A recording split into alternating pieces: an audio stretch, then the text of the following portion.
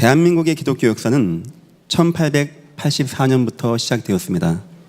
한 140년 된 거겠죠. 그 당시에 언더우드 선교사님이 오셔서 장로교가 시작되었고 아펜젤러 선교사님이 오셔서 감리교가 시작이 되었습니다. 물론 140년 긴 시간이지만 하나님의 역사 가운데 굉장히 짧은 시간이었습니다. 그 가운데에 일제 36년간의 제국주의의 강점기를 맞았습니다. 또 6.25 사태 가운데 3년을 우리가 무너지게 되었습니다. 굉장히 제국주의와 공산주의가 기독교를 핍박하고 박해했습니다.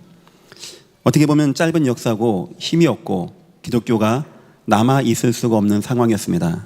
하지만 지금 보니까 전 세계 유례 없는 성장을, 기독교 성장을 대한민국이 보게 된 것입니다. 미국과 서구 유럽이 원조한 선교지는 수많은 나라입니다. 그 나라들 지금도 밀가루 받고 설탕 받고 살아가고 있습니다. 그런데 대한민국만은 어느 순간 복음을 우리가 스스로 이제 지키고 선교사를 내보내면서 선교 사역을 할 수 있을 정도까지 성장이 되어진 거예요. 어떻게 이 짧은 기간에 이렇게 응답받게 되었는가? 전 세계 역사에서 대한민국만이 이런 응답받은 겁니다. 더 나아가서 이 기독교가 오면서 대한민국의 성장과 발전과 함께하게 되어집니다. 서구 유럽 문화에 들어오면서 선교사를 통하여 들어오면서 대한민국이 한강의 기적을 이루고 급속도로 발전하게 되었어요. 세계 많은 학자들이 궁금해할 만큼 대한민국이 지금 저와 여러분이 모여서 예배할 만큼 140년 전만 해도 상상이 안 되는 모습입니다. 이 모습이. 자, 저는 세 가지를 마음에 두고 있습니다. 그 첫 번째가 굉장히 교회가 사회로 들어갔어요. 사회 사업으로. 그래서 가장 먼저 한 것이 학교 세웠습니다. 또한 의료, 병원 같은 거 만들고 문화사역 같은 거 시작하게 되었어요. 그래서 교회에서 선교원 같은 것도 시작하고 고아원 같은 것도 하게 되어지고 산부인관 같은 것도 만들게 되어지고 병원도 만들고 이제 학교도 만들고 고등학교, 대학교도 만들어서 국민을 깨우는, 그러니까 국민과 함께 직접적으로 만났던 그런 거죠. 그래서 예전 교회가 비전 2025 이후에 도시보고마 전략 복지 사업한다는 건 굉장히 중요한 이미 검증된 하나님의 전도 시스템입니다. 그 중요한 것입니다. 그 팀들은 마음에 담고 있어야 됩니다. 두 번째가 있습니다. 바로 영성훈련이라는 거였어요. 이상하게 대한민국은 해외 나라들은 얻어먹으려고 많이 모였습니다. 교회 가면 우유 주고 빵 주고 기저귀 주고 이런 거 받으려고. 근데 대한민국은 그렇지 않았어요. 이들이 와서 헌금도 했습니다. 그 유교 끝나고 얼마나 못 살 때입니까? 그래서 교회부터 짓자라고 하고 자기 땅 팔아서 교회 짓는, 이렇게 되어지면서 기도원 운동, 그 다음에 신학교 같은 거 많이 세워서 성경 배우려고 하고 부흥사경회 같은 거 하면서 하나님 말씀을 사모하게 되었어요. 전 세계에 이런 경우가 없습니다. 대한민국만. 그래서 저는 대한민국이, 우리 한민족이 하나님께서 마지막에 택한 귀한 민족이 아니겠는가? 저는 그렇게 생각을 하는 정도입니다. 그러면서 곳곳에 신학교가 세워지고 교회가 세워지고, 누가 그래 말하대요. 밤에 비행기 타고 오면 다 빨간 십자가밖에 안 보인다고. 그래요. 이해는 됩니다. 이 교회 앞에 여기가 다 종교 부지입니다. 하다 보니까 예전 교회부터 다 이렇게 교회들이 많은 이유가 나라에서 도시 계획을 하고 자대고 긋는데 종교 부지를 준비해 줄 만큼, 이 정도로 이게 대한민국이 성장되어진 거죠. 그리고 이제 세 번째가 있습니다. 어떻게 보면 제가 보는 가장 중요한 이유입니다. 하나님의 이 복음의 역사가 대한민국에 이렇게 불 일어나듯이 일어난 이유, 여러분 뭐라고 생각합니까? 전 구역 예배라고 생각합니다. 교회 주일날 모여서 끝난 게 아니었어요. 사실 선교사님들은 구역 예배라는 개념이 없었습니다. 그 당시에. 서구 유럽은 그런 게 없어요. 주일날만 모여서 예배하면 끝납니다. 제가 호주에서 이제 교회를 처음 가는데, 시드니에서 저만 양복 입었더라고요. 목사님도 반바지 입고 왔더라고요. 한 번은 또 교회 갔는데 문이 잠겼어요. 이거 왜지? 봤더니 이게 붙어있어요. 뭐가? 목사님이 편지 써놨어요. 참 친절도 하지. 내가 2달 동안 휴가를 가야 되니까 옆에 이제 지도를 해서 이렇게 하면 교회 있으니까 그 교회 갔다 오라고. 저는 솔직히 상상이 안 됐어요. 새벽 기도 가려니까 새벽에 문 연 교회도 없더라고요. 그 뭐 구역 예배가 있겠습니까? 근데 이상하죠. 대한민국은 지역마다 모이는 거예요. 사람들이 거기서 예배하는 겁니다. 거기서 하나님 말씀을 나누고 현장 중심의 교회가 되었다는 거예요. 불교 역사가 유구하죠. 하지만 불교가 이렇게 대중 속으로 들어오지 못한 이유는 거리와 위치상 산에 있어요. 하니까 뭐 4월 초파일 뭐 가끔 중요한 이슈 때는 갈 수 있지만 갈 수가 없는 거죠. 이 구역 예배라는 것이 활성화돼 가지고 사실상 대한민국의 기독교가 불같이 일어나서 곳곳이 살아나게 되어지는 이런 은혜와 응답과 축복을 누리게 된 것입니다. 그 말씀이 오늘 본문입니다. 그들이 날마다 성전에 있든지 집에 있든지, 성경 얘기예요. 성전에 있든지 집에 있든지 예수가 그리스도라 가르치기와 전도하기를 그치지 아니하니라. 글쎄요, 예전교회라는 교회가 있죠. 안산에 저희 교회죠. 코로나를 거치고 여러 가지 어렵고 힘든 이슈를 많이 거쳤습니다. 이 교회가. 근데 제가 보니까 교회가 굉장히 견고해요. 안정되고 성장이 끊임없이 되고 있고, 저는 그 이유를 평일교회 시스템이라고 봅니다. 제가 예전 교회 와서 가장 잘한 게 몇 개 안 되는데 굳이 뽑으라고 한다면 평일교회 시스템과 비전 2025 시스템을 우리가 함께 만든 것이 아니겠는가. 그거 시스템이 이제 잠깐 세워졌는데 몇 가지 이슈와 어려움을 겪는데 교회가 견고해지더라고요. 그 평일교회 시스템이 사실상 지역에서는 날마다 모이는 구역예배 시스템입니다. 저는 지금도 생각합니다. 이 구역예배는 굉장히 소중하고 의미가 있고, 내년도에는 제가 여러 가지 키워드를 여러분과 나누려고 하는데 하나가 바로 이 구역입니다. 이 구역이 하나님이 원하는 구역예배의 모습. 그러니까 어쩌면 지금 우리의 어떤 구역예배의 모습은 그냥 빨리 모여서 막 예배하고 빨리 뭐 국수 막 훅 먹고 헌금하고 집에 가는 이런 건데, 이 구역이 이제 성경, 초대교회의 성경같이 날마다 성전이 있든지 예수 그리스도 가르치기와 전도하기를 쉬지 아니하는 구역으로 되어진다? 저는 굉장히 의미가 있다라고 생각합니다. 그렇기 때문에 제가 요즘에 계속 구역에 대한 말씀을 나누고 있고, 여러분이 뭘 못해서 구역 예배 다시 하자 이 말이 아닙니다. 굉장히 중요한 시스템이고 여태까지 구역장들이 굉장히 잘 오셨어요. 하고 내년에는 저도 아마 하나 몇 개의 구역의 구역장이 될 것 같습니다. 같이 움직이면서 전도운동 함께 응답받기를 주의 이름으로 축원합니다. 오늘 말씀의 제목입니다. 구역 예배의 성경적 회복. 요즘에 많은 목사님들, 많은 교계 지도자들 제가 만나고 있습니다. 다 얘기해요. 막 교회들이 어려워하고 있다고, 성도가 줄고 있고 후대들이 교회에 안 오는 시대가 되었다고. 뭐 많이 심각한 것 같더라고요. 저는 그렇게 생각합니다. 날마다 주일날 모이는 거 힘있지만 한 주에 한 번 모여서 성도가 어느 세월에 저 사람이 믿음이 들어가서, 어느 세월에 저 사람이 기도를 할 수 있고, 어느 세월에 저 사람이 중직이 되어지고, 어느 세월에 저 사람이 복음을 증거하는 자가 된다. 그 어려운 거예요. 날마다 모이는 이 시스템, 또 지역에서 모이는 시스템이 저는 굉장히 중요하다고 그렇게 생각하고 있습니다. 서론입니다. 초대교회의 응답이 있습니다.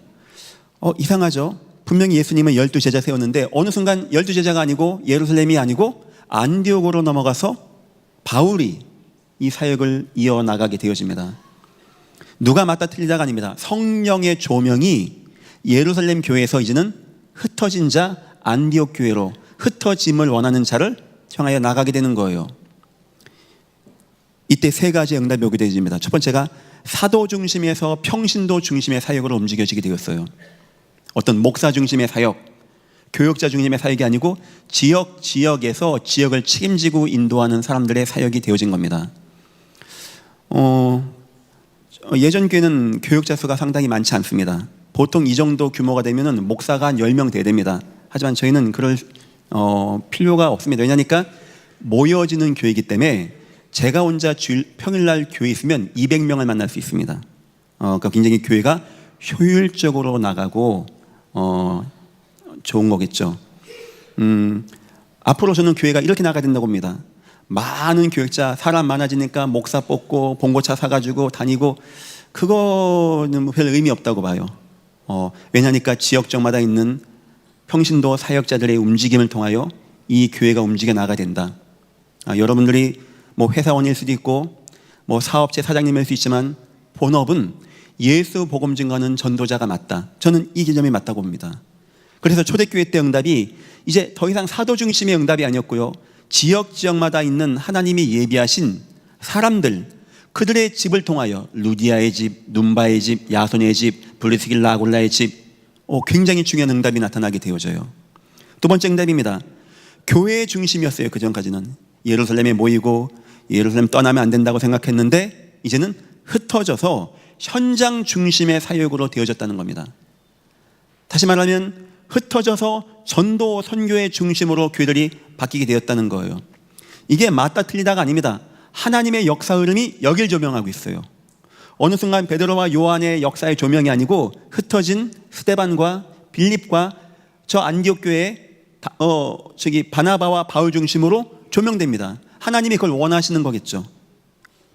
교회 중심에서 현장 중심으로. 예전 교회야 약간 좀 특이하죠. 예전 교회는 이 교회가 주일날은 목사가 목회하지만 평일날은 목사가 경영을 합니다. 이 교회는. 그래서 여러 팀들이 오고 우리 대안학교가 움직이는, 그땐 쟤는 경영자의 마인드로 움직입니다. 단가도 생각해야 되고요, 질도 생각해야 되는 거고요, 시간적인 이런 것도 생각을 해야 되는 거예요. 사실 평일날은 이 교회가 하나의 지역의 교회와 같은, 집과 같은 역할로 저는 생각합니다. 여기 많은 사람들이 모이고 많은 사람이 응답받게 하고 하면서 지역의 교회들이, 가정들이 교회가 되어지고, 이것 때문에 저희 교회가 한 10개 지역마다 지교회가 있고 거기서 모일 수 있는 시스템으로 나가고 있는 거죠. 세 번째입니다. 주일 중심에서 평일 중심이었습니다. 주일이 맞냐 안식일이 맞냐, 다 맞습니다. 다 정상적으로 하면 모든 날 다 우리 예배하는 겁니다. 평일 중심의 날마다의 시스템이 들어오게 되어진 거예요. 제가 예전 교회에 평일 교회를 준비하기 위해서 많은 목사님들하고 만났어요.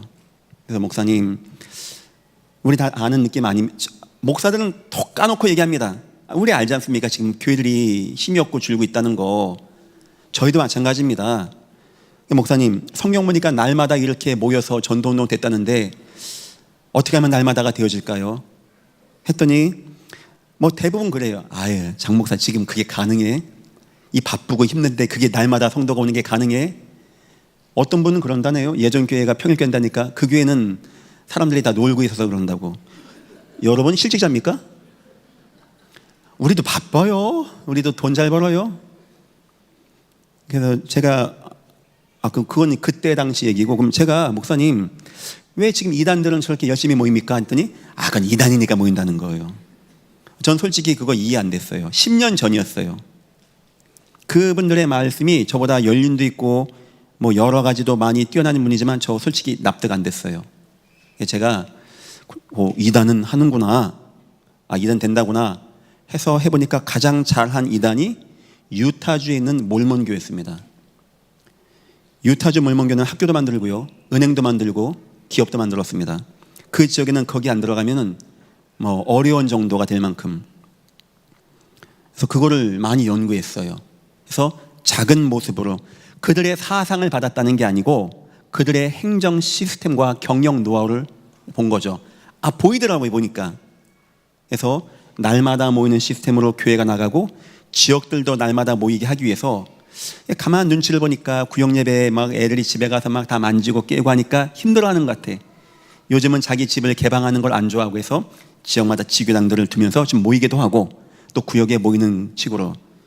이미 성경에서는 사도 중심이 아닌 평신도 중심이었고요, 교회 중심이 아닌 현장 중심이었고요, 평일 중심이었습니다.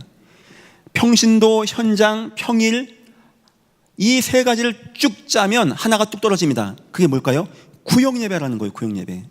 저는 이 구역예배의 말로 굉장히 중요한 우리의 미래의 사활을 걸고 우리가 회복해야 되는 응답이다 라고 생각하고, 지금까지 우리가 구역 예배 왔자면 이제는 이걸 더 확장시켜서 성경적인 주님이 원하는 구역으로 응답받고 나가야 되겠다 하는 시간에 오늘 여러분에게 이 말씀을 전하는 겁니다. 첫 번째입니다. 구역 예배의 의미가 무엇입니까? 뭐 또 주일날도 모이고 뭐 또 모입니까? 왜 모일까요? 왜 날마다 모일까요? 왜 예수님은 날마다 전도하러 갔을까요? 왜 날마다 성전에서 집에서 모였을까요? 사도행전 5장 42절 보니까 복음이 확립되어지는 거예요. 복음이 날마다 모이면서 날마다 말씀 들으면서 복음이 더욱더, 아무렴 한 번 주일날 나와서 앉아서 그냥 이렇게 듣고 뭐 이게 뭔 얘기인가 하는 분하고 날마다 말씀 듣는 분하고 차이가 날까요? 안 날까요? 날 수밖에 없는 거예요. 날마다 와서 주일날 급하게 와서 밥 먹고 그냥 예배 그냥 쑥 가는 분하고 평일날 와서 예배도 하고 말씀도 나누고 포럼도 하고 얘기도 듣고 내 것도 얘기하고 같이 기도하고 차이가 나겠죠. 그래서 참 이 교회가 평일교회 중심으로 되어지고 지역이 활성화되니까 굉장히 성도님들이 안정되더라고요. 제가 느끼니까 복음이 분명해지고 또 이 전도의 마음도 있고 굉장히 잘 응답받고 계시는 겁니다.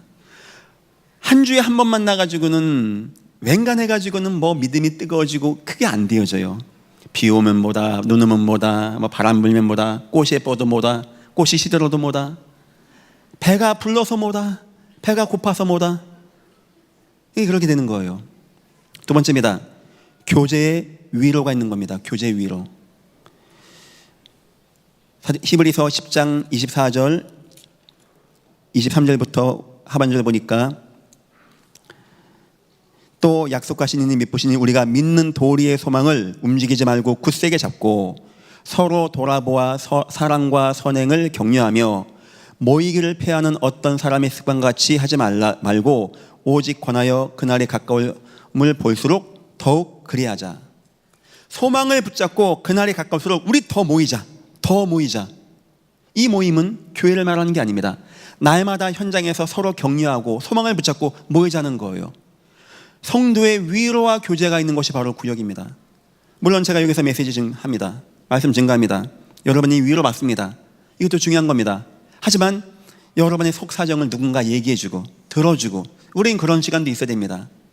그때 누군가 날 위해서 기도해주고 날 위로해주고 함께 울어주고 함께 웃어줄 수 있다는 거, 때론 나에게 힘든 거 내가 얘기도 할 수 있다는 거, 구역 예배는 그래서 굉장히 소중한 우리 시스템이에요. 그리고 세 번째입니다. 지역 전도가 담겨져 있습니다. 사도행전 16장 15절 보니까 그와 그 집이 다 세례를 받고 우리에게 청하여 이르되 만일 나를 주 믿는 자로 알거든 내 집에 들어와 유하라 하고 강권하여 머물게 하니라.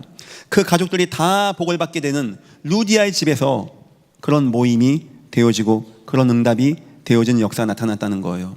그래서 주일날 말씀 받는 것도 굉장히 중요하지만 지역과 현장에서 말씀을 나누고 움직이고 날마다 모이고 어떤 목사, 전도사 일 넘어서 평신도들이 함께 모여서 말씀 나눌 수 있다는 거, 지금까지 대한민국 기독교에만 있었던 특징입니다. 제가 가보니까 다른 나라에서는 이런 게 저는 못 봤습니다. 대한민국만큼 뜨겁게 모여서 신학교도 가려고 하고 자기 거 팔아서 교회부터 지려고 하고 목사가 되겠다고 공부하고 부흥회 찾아다니고 이런 경우가 없었단 말이에요. 그 원동력이 뭐겠냐? 어떻게 대한민국이 복을 받았어요? 구역 예배라고 하는, 요즘에 좀 좀 멋있는 말로 셀 모임이라는데 내나 그겁니다. 저는 구역 예배라는 게 참 어감이 좋아요. 지역마다 구역에서 모여서, 아마 앞으로 얼마나 힘들고 어떤 시대가 오는지 모르겠습니다. 모든 구역들 예전 게 한 130, 40개가 있는 것 같아요. 모든 구역들마다 힘 얻으시고 응답받고 승리하시기를 예수 이름으로 축원합니다. 두 번째입니다. 구역장의 업무가 있습니다. 구역장님들 여태까지 너무나 잘해주시고, 아니 갑자기 요즘에 목사님이 구역에 대해서 말씀을 많이 하시네, 우리가 잘 못하니까 그런가 봐. 그런 거 아닙니다. 그런 거 아니고 너무나 중요하고 여러분들이 너무나 잘해 오셨기 때문에 사실상 예전 교회를 움직이는 힘은 구역에서 나왔습니다. 구역에서 되어진 응답과 은혜의 역사 가운데 그걸 우리가 다시 한번 조명하자는 겁니다. 구역장님은 교회 근본, 그 구역에 대한 근본을 맡아주십시오. 예배를 위한 준비가 굉장히 소중하죠.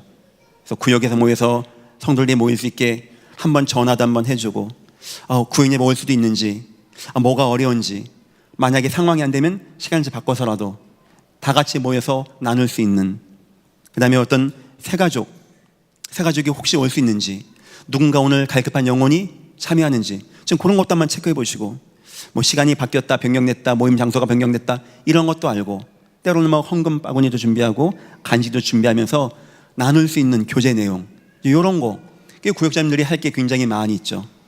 두 번째는 구역원의 깊은 이해입니다. 그냥 예배만 하는 겁니까? 내 구역원이 지금 뭐가 안 좋은데, 가정이 뭐가 어려운데, 뭐가 힘든 가운데 있는데, 진짜 어머니의 마음으로 사랑하며 이해해주며 지금 돌봐주면서 그들이 마음을 담고 올 수 있게. 사실 이거는 목사가 하기에는 좀 제가 여러분 전체를 보고 그거 하는 게 사실상 불가능해요. 그래서 사실상 우리 부교자들도 많은 수를 만나야 됩니다. 그거 어떻게 다 만납니까? 그랬을 때 우리 교구장님, 우리 캠프장님들, 그다음에 우리 구역장님들이 굉장히 소중한 위치에 있는 거예요. 그 집안에 숟가락이 몇 개인지도 알고, 아이가 어디 아픈지, 뭐 머리가 아픈지, 눈이 아픈지, 코가 아픈지 그런 것도 알고. 목사는 모릅니다, 그런 거 잘. 그런 것 좀 잘 알고 도와줄 수 있고, 그 다음에 이제 어떤 낙심된 자, 위기 만난 거, 어떤 말 못할 사정들도 좀 들어주고, 같이 기도해주고, 여기도 말씀해주고. 구역장님들이 하는 거는 굉장히 소중한 겁니다. 이 사역이 안 돌아가면 교회는 커지는데 한쪽이 썩어져 나가도 몰라요. 교회는, 담임 목사는 모릅니다. 워낙 담임 목사한테는 좋은 것만 보고가 들어옵니다. 그래서 저도 내가 좀 더 우리 깊게, 어렵고 불가능한 얘기예요. 이 큰 교회 담임 목사가 세세히 하나 알 수 있다는 것은. 그래서 저도 같이 구역을 움직이면서 우리 팀들하고 한번 얘기 나누면서 최대한 한번 봐야 되겠다 하는 마음이 있는 거고요. 교회의 흐름 지속 전달이 굉장히 중요합니다. 이 교회가, 우리 구역자님들 어렵겠지만 저의 마음을 잘 이해해 주세요. 예전께 담임 목사 지금 뭘 마음에 두고 있는지, 어떤 생각하고 있는지. 여러분 대충 내년도에 이 교회가 어떻게 나갈 거 아시죠? 잘 모르시겠습니까? 난 얘기를 되게 많이 했는데. 적어도 구역자님들은 그게 있어야 돼요. 누군가가 질문할 때 아니야, 목사님이 이래서 이렇게 하는 거야, 이렇게 이 정도로 얘기할 수 있을 만큼. 그래서 저는 지금 그런 관계가 되었으면 좋겠어요. 제가 이렇게 느끼는 게, 비전 2025가 맞습니까? 2025의 비전이 맞습니까? 그걸 지금 헷갈리는 분이 있더라고요. 10년 됐어요, 10년. 그러니까 내가 이분들이 아직 이게 지금 그렇구나. 저는 분명히 굉장히 많이 말을 했다고 생각해요. 근데 처음 듣는 것 같이 생각을 하시더라고요. 그러니까 어쩔 수 없는 거죠. 그래서 제가 계속 얘기하고 계속 설득하고, 제가 비전 20에 대한 설교를 하여튼 많이 한 이유는 한 번만 해서 될 게 아니니까. 앞으로도 마찬가지입니다. 중요한 안건, 중요한 계획은 제가 많이 얘기하려고 그래요. 많이. 그래서 지금 이해할 수 있게. 요런데 우리 구역장님들이 좀 도와줬으면 좋겠어요. 그래서 구역원들이 잘 못 느끼고 모르고 할 때는 지금 얘기도 좀 해주고 알려주기도 하면서 이 교회가 나가는 방향, 이 교회, 이게 안 되면 자꾸 오해가 된단 말이에요. 오해가. 그래서 좀 잘 이해시켜 주셔서, 또 어려운 건 지금 자꾸 좀 위에다 알려줘가지고 제가 마음에 담고 알 수 있게. 그래서 여태까지 지금 우리 구역이라는 이 조직이 굉장히 잘 되었습니다. 어떻게 할 수 있냐? 교회가 성장하는 거 보면 알 수 있어요. 교회가 성장하는 거 보면 알 수 있고, 참 교회가 든든하게 잘 가는 거 보니까 너무 감사하고, 이 자리를 빌어서 우리 130개 구역의 구역사님들 너무나 감사합니다. 제가 여태까지 잘 못 챙긴 것 같아요. 너무 죄송하고, 앞으로는 우리 팀들도, 우리 교육자 팀들도 보강해가지고 더욱더 잘 나갈 수 있게 하겠습니다. 여러분 지금 너무 잘 해보셨어요. 좀만 더 해주세요. 우리 구역원 사랑해 주시고, 이해해 주시고, 돌봐주시고, 같이 예배해 주시고. 자, 세 번째입니다. 이제부터 중요한 겁니다. 구역 사역자의 일이라고 제가 했습니다. 이제는 각 구역마다 구역 사역자가 내정됩니다. 말하자면 우리 남자 여자 교역자들이 파견되고 저도 같이 움직이겠습니다. 저도 뭐 이제 예전께 목사라고 놀 마음 없습니다. 같이 현장 가고 움직이겠습니다. 아니 목사님 구역장이 잘하고 있는데요. 이제 구역장님들 가운데는 지금 시간의 여유가 있고 여러 가지 설교하는 것도 편하고 쉬워서 이게 잘하는 분도 있어요. 또 구역 중에는 굉장히 제가 봐도 전도운동을 잘하는 구역들이 많이 있더라고요. 신기하게 교역자들보다 잘하는 분들도 많이 있어요. 감사하죠. 또 어떤 데 너무나 잘 모여 막 화기애애 모여서 친교하고 너무나 감사합니다. 근데 사실상 반 이상, 3분의 2 이상은 어려워하세요. 바쁜 가운데 모입니다. 부역자님이. 나도 바쁜데 이 사람도 바쁩니다. 모이는 시간도 막 어려워요. 잘 못 모이고 막 전화로 만나기도 되어지고, 아니면 만나도 막 급하게 얘기하고 급하게 막 헌금하고 그냥 가자 훅 흩어져야 되는, 아니면 국장님이 이 사람 한 번 만나고 이 사람 한 번 만나고, 어떤 경우는 구역자님이 빠지면 못 나와, 이 사람 빠지면 못 나와, 이런 경우도 있고, 어떤 경우는 서로 떨어져 있어가지고 모이기 힘든 경우도 있고. 제가 보니까 그런 경우가 되게 많은 것 같아요. 교회는 잘 나가고 잘 되는 사람들의 중심을 삼지 않습니다. 어렵고 힘든 데를 삼아야 돼요. 그래서 여기는 우리 전체 모든 구역에 우리 교역자, 남자 여자 교역자 제가 해보니까 구역을 쭉 나눠보니까 15개에서 20개 넘게까지 되는 것 같아요. 그래서 지금 가까운 지역, 지금 소수는 묶어서 지금 이게 지금 하기도 되어지고 해서 우리 남자 여자 교역자들이 개인당 한 15개 정도 해서 하루에 한 3-4개 정도씩의 사역을 하는데, 그냥 제가 얘기했습니다. 이분들에게 그냥 가서 예배하고 확 올 생각하지 말고 뜨겁고 깊은 사역을 해달라고 그랬어요. 그냥 가서 예배하고 오는 게 아닙니다. 이제는 전에 구역 예배는 그런 개념이었어요. 예배하고 포럼하고 만나고 좀 잘 돌아가는 구역에서는 전도운동 되어지는데, 이제는 구역이 그런 것이 아니고 3가지입니다. 첫째, 전도 사역이 되어져야 돼요. 전도 사역. 구역만큼 현장에 나가 있는 것도 없고, 구역만큼 불신자랑 가까이 가는 것이 없는 겁니다. 구역원 가운데 새가족도 있는 겁니다. 많은 전도가 되어질 수 있는, 새가족들도 올 수 있고 초청되어지고, 새가족일 때 구원의 복음의 말씀이 증거되어져서 그 사람들이 하나님 만날 수 있게 도와줄 수 있는, 늘 구역이 전도를 할 수 있는 마음이 되어지고, 구역원의 마음에 담고 기도하는 태신자가 있는, 시간 되면 만나서 복음 전할 수 있는 말씀의 내용이 있는 이런 구역으로 나가야 되는 겁니다. 그래서 이거는 구역장들이 여기까지 하기는 복잡한 것 같아요. 막 끝나고 또 전도하러 가고 전도를 만나고 누구 좀 만나주세요, 내 가족 좀 만나주세요, 누구를 좀 찾아가야 돼요. 이거는 구역장님들이 이것까지 다 하기는 어려운 것 같아요. 그래서 이 전도 사역을 더 깊이 하고, 두 번째가 양육 사역입니다.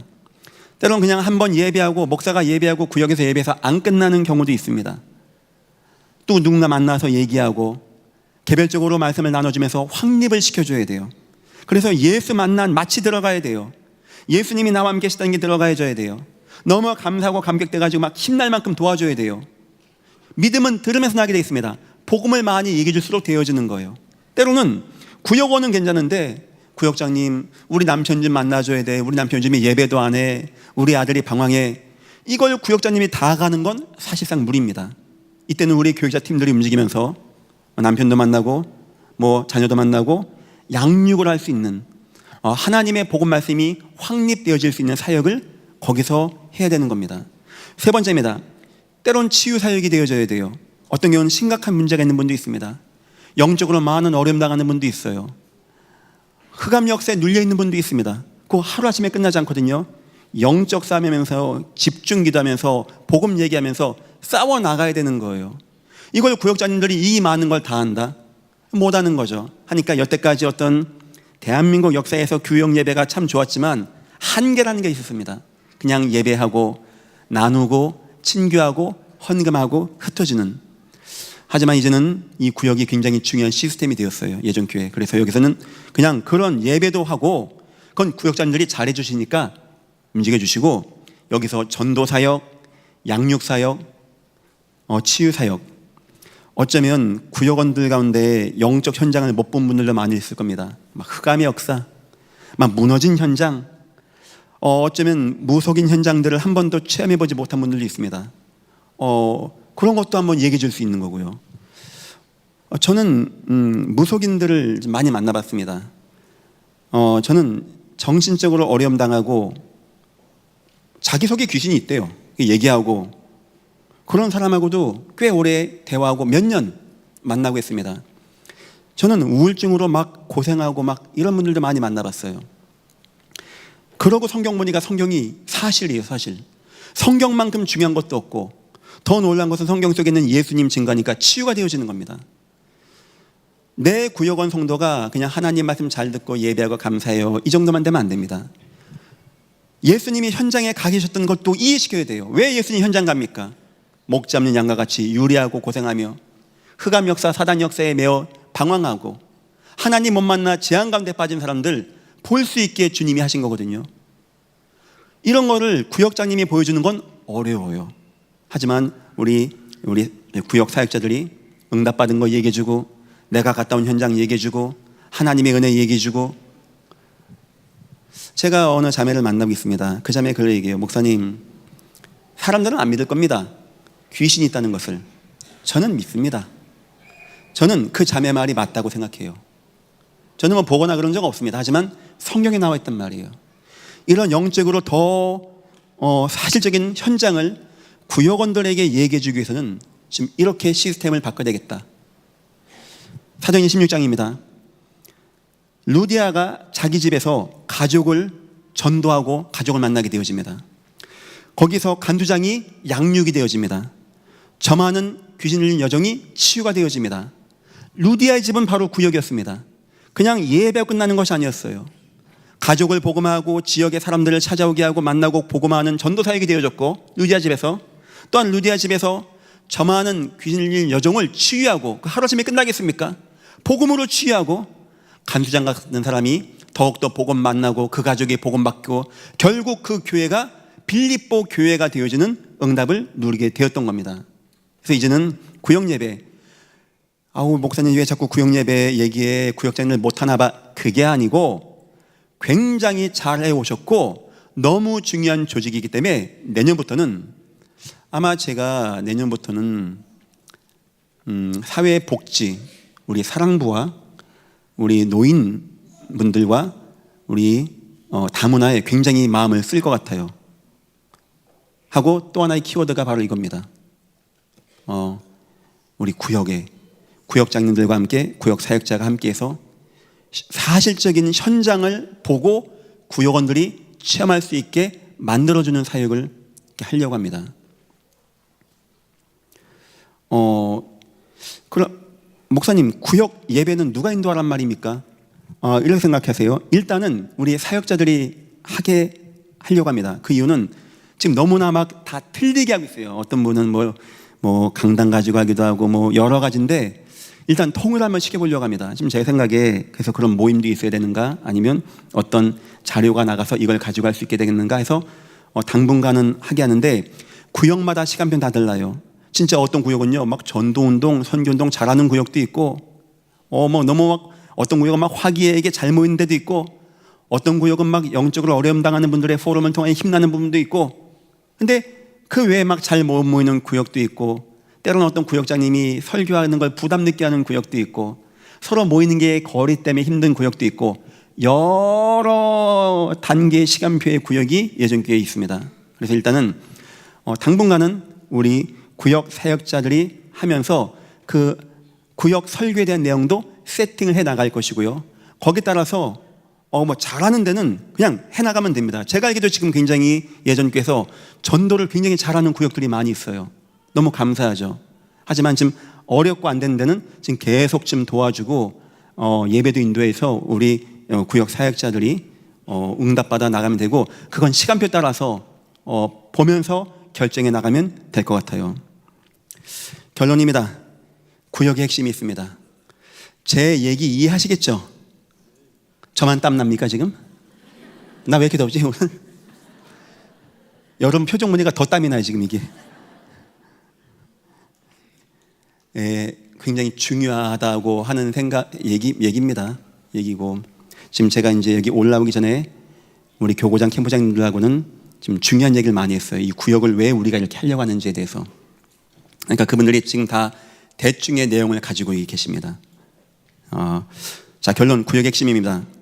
누가복음은 우리에게 말씀을 얘기합니다. 예수님 마지막 세계복음화 명령하면서 말씀, 성경 말씀 가지고 하라고 했어요. 낙심된 사람 어떻게 제자 만듭니까? 말씀을 풀어주실 때 우리 마음이 뜨겁지 않으느냐? 시편과 선지자의 모든 글이 성경이 나에 대해 증거하는 거리로. 예수님 말씀을 많이 말씀하셨어요. 우리는 성경으로 돌아가야 됩니다. 말씀 중심으로 가야 돼요. 그래서 지금 여러분들 생명의 삶 하고 계시고 좀 잘하십시오 하고 보니까 좀 그거보다 아이들께 쉽다는 분도 있어요. 괜찮습니다. 제 가정도 제 아내도 보니까 아이들 걸 맞춰. 왜냐니까 윤희하고 맞춰서 한다고. 그것도 괜찮은 것 같아요. 요즘 더 편하게 쉽게 돼 있다고 하니까 날마다 말씀 읽는 삶을 꼭 살아주십시오. 우린 말씀으로 돌아가야 돼요. 두 번째입니다. 마태복음에는 제자운동 나와 있습니다. 너희는 가서 모든 족속으로 제자를 삼아.